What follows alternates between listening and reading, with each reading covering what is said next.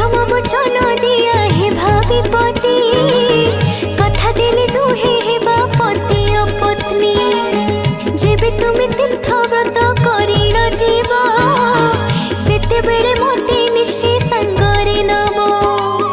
यज्ञ करुथिले अबा पूजा करिले